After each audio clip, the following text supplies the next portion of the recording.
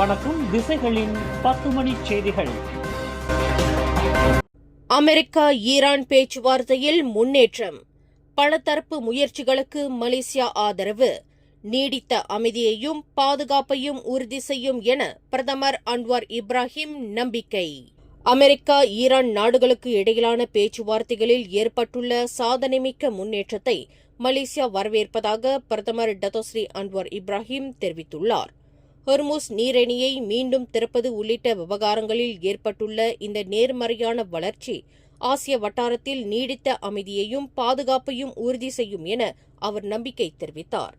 இந்த தூதரக நடவடிக்கைகளை முன்னெடுத்துச் செல்லும் Bahrain, Misr, Jordan, Oman, Pakistan, Qatar, Arab Saudi, Turkiye, ஐக்கிய அரபு அமீரகம் ஆகிய நாடுகளின் ஆக்கப்பூர்வமான பங்களிப்பை அவர் பாராட்டினார். பேச்சுவார்த்தையில் ஈடுபட்டுள்ள அனைத்து தரப்பினரும் இந்த வாய்ப்பை பயன்படுத்தி பிராந்தியத்தின் பாதுகாப்பு நலன்களை உள்ளடக்கிய ஒரு சமாதான உடன்படிக்கையை எட்ட வேண்டும் என்றும் பிரதமர் வலியுறுத்தினார். பிலிப்பைன்ஸின் ஏஞ்சலஸ் சிட்டி நகரில் 9 மாடி கட்டடம் இடிந்து விழுந்ததில் சிக்கியிருந்தவர்களில் 2 உயிருடன் இருப்பது கண்டறியப்பட்டு அவர்களுடன் மீட்புக் குழுவினர் தொடர்ந்து தொடர்பில் உள்ளனர். இந்த இடுபாடுகளில் சிக்கியிருந்த 51 வயதுடைய மலேசியர் ஒருவர் உட்பட இதுவரை 24 பேர் பத்திரமாக மீட்கப்பட்டுள்ளதாகவும் உயிர் சேதம் எதுவும் இதுவரை பதிவாகவில்லை என்றும் அதிகாரிகள் தெரிவித்துள்ளனர். இடிபாடுகளுக்கு அடியில் இன்னும் எத்தனை பேர் சிக்கியிருக்கிறார்கள் என்பது குறித்து விசாரணை நடைபெற்று வரும் நிலையில் கனரக இயந்திரங்களின் உதவியுடன் மீட்புப் பணிகள் தீவிரமாக மேற்கொள்ளப்பட்டு வருகின்றதாக நகர தகவல் அதிகாரி ஜே பலாயோ தெரிவித்தார். கட்டடம் இடிந்து விழுந்ததற்கான காரணம் இன்னும் தெரிய வராத நிலையில் அதன் கட்டுமான வரலாற்றை அதிகாரிகள் ஆய்வு செய்து வருகின்றனர். சமூக ஊடகங்களில் மதம், இனம், அரச குடும்பம் தொடர்பான 3-6 விவகாரங்கள் உள்ளிட்ட ஆபத்தான உள்ளடக்கங்களை கட்டுப்படுத்த சட்டம் 588 1998 ஆண்டின் தகவல் தொடர்பு பல்லுலக ஆணைய சட்டம் போதுமானது என்று தகவல் தொடர்பு அமைச்சர் டத்துஃபாமி ஃபசில் நம்பிக்கை தெரிவித்துள்ளார்.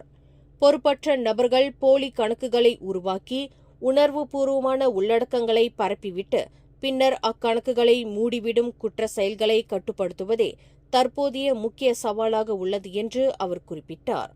மலாய் ஆட்சியாளர்கள், அரச குடும்பத்தினர் ஆகியோரின் பெயரை பயன்படுத்தி போலியாக செயல்படும் கணக்குகளை தடுப்பதில் சமூக ஊடக நிறுவனங்களும் பொறுப்புடன் செயல்பட வேண்டும் என்று அவர் வலியுறுத்தினார். மேலும் இணைய பாதுகாப்பு, 3R தொடர்பான சம்பவங்களை குறைப்பதற்கு எடுக்கப்பட வேண்டிய நடவடிக்கைகள் குறித்து டிக்டாக், மேத்தா போன்ற நிறுவனங்களுடன் மலேசியா தகவல் தொடர்பு பல்லுலக ஆணையம் தொடர்ந்து கண்காணித்து வருகிறது. கட்சியை விட்டு வெளியேறிய முன்னாள் தலைவர்கள் மற்றும் உறுப்பினர்கள் ஆதாரமற்ற உணர்ச்சிகரமான குற்றச்சாட்டுகளை கூறி வருவதை ஜோஹர் பிகேஆர் மாநில தலைவர் டத்தோஸ்ரீ டாக்டர் ஜலேஹா முஸ்தபா கடுமையாக சாடியுள்ளார். இத்தகைய செயல்கள் முதிர்ச்சியற்ற அரசியல் அணுகுமுறை என்றும் அதிருப்திகளை முறையான வழிகளில் கையாளாமல் ஊடகங்களை பயன்படுத்தி குழப்பத்தை விளைவிப்பதாகவும் அவர் விமர்சித்தார். சில நபர்களின் வெளியேற்றத்தால் கட்சி பலவீனமடையவில்லை என்பதை சுட்டிக்காட்டிய அவர் பிகேஆர் வலுவான தலைமைத்துவமும் விசுவாசமான அடித்தள உறுப்பினர்களுடன் தனது சீர்திருத்த பயணத்தை தொடர்வதாக குறிப்பிட்டார். தனிநபர்களை சார்ந்து இல்லாமல் கொள்கைகளை மட்டுமே நம்பி இயங்கும் பிகேஆர் இத்தகைய பொய் பிரச்சாரங்களால் பாதிக்கப்படாது என்றும் அவர் உறுதியாக கூறினார். தொழில் முனைவோர் மற்றும் கூட்டுறவு மேம்பாட்டுத்துறை அமைச்சர் குறு சிறு நடுத்தர நிறுவனங்களுக்கு நேரடியாக ஆலோசனைகளையும் நிதி உதவிகளையும் வழங்க தனது 4 முக்கிய நிதி நிறுவனங்களை களமிறக்கியுள்ளது.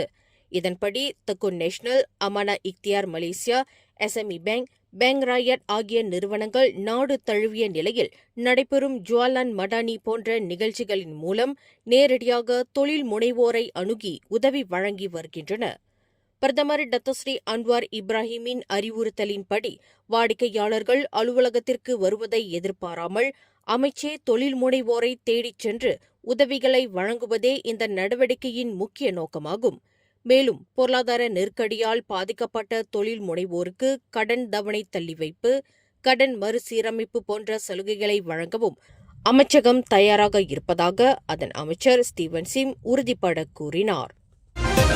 ஹரிராயா அஜியையும் பள்ளி விடுமுறையையும் முன்னிட்டு சொந்த ஊர் செல்லும் பயணிகளின் எண்ணிக்கையை கருத்தில் கொண்டு நில பொது போக்குவரத்து முகமையின் அனுமதியுடன் 50 கூடுதல் பேருந்துகள் இயக்கப்பட உள்ளதாக டெர்மினல் மேனேஜ்மெண்ட் அண்ட் சர்வீசஸ் திமாஸ் பேருந்து முனையம் அறிவித்துள்ளது.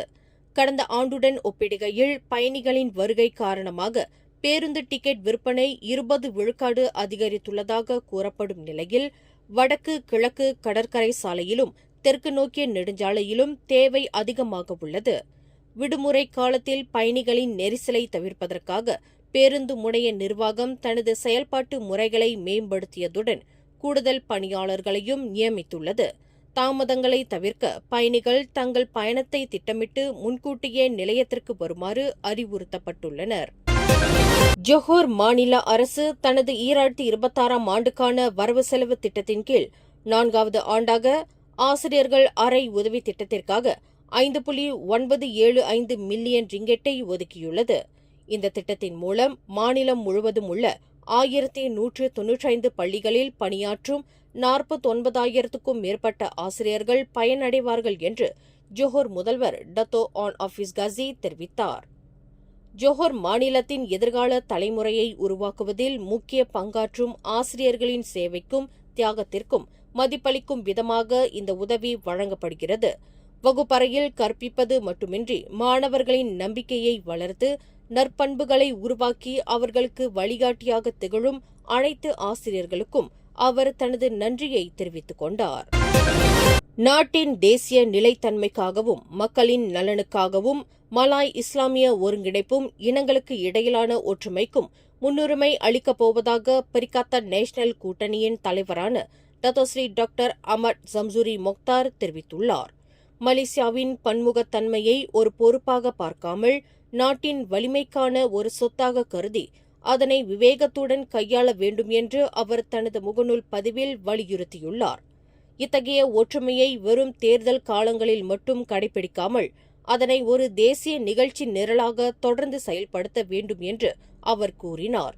வெறுப்பையும் பாராபட்சங்களையும் ஒழித்து அமைதியான உலக அளவில் மதிக்கப்படும் ஒரு நாட்டை உருவாக்க மலேசியர்கள் ஒன்றிணைய வேண்டும் என்றும் அவர் அழைப்பு விடுத்தார். முன்னாள் திட்ட நிர்வாகியான 35 வயது இந்திய ஆடவர் ஒருவரிடமிருந்து 3,15,000 ரிங்கெட் மதிப்பிலான 6.3 கிலோகிராம் ஷாபு வகையைச் சேர்ந்த போதைப் பொருளை குலிம் போலீசார் பறிமுதல் செய்துள்ளனர். கைப்பற்றப்பட்ட இந்த போதைப் பொருளின் அளவு 31,500 பேரின் பயன்பாட்டுக்கு இணையானது என்று குலிம் மாவட்ட போலீஸ் துணைத் தலைவர் டிஎஸ்பி துங்கு முகமது ஃபைசால் தெரிவித்தார்.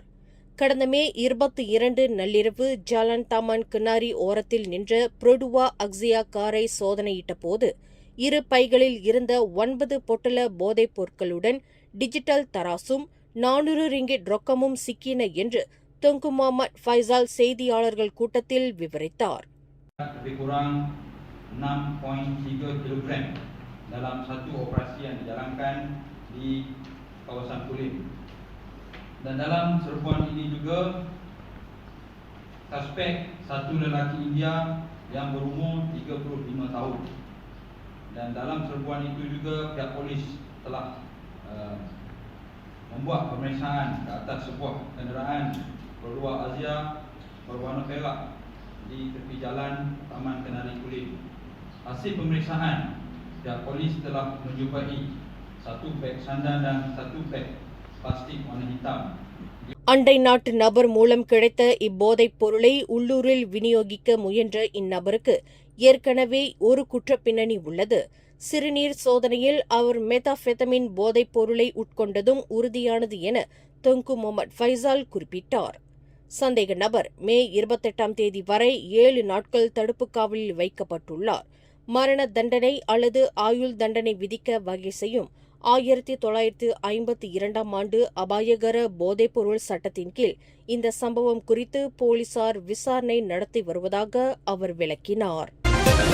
சுங்கை புலோவில் உள்ள NKVE நெடுஞ்சாலைக்கு அருகில் நேற்று சனிக்கிழமை ஆற்றில் விழுந்து காணாமல் போன 11 வயது சிறுவன் பவுலூஸ் அம்சால் ஜிம்ரி இன்று ஞாயிற்றுக்கிழமை காலை சடலமாக மீட்கப்பட்டார்.